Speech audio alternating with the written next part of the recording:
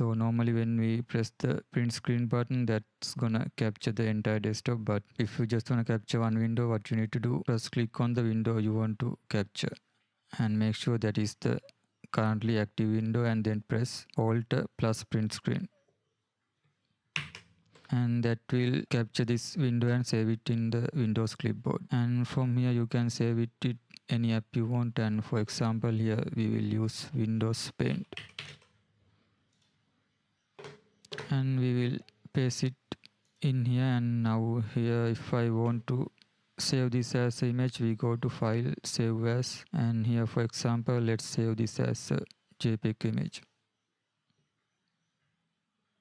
So that's how we capture single window using Alt plus print screen.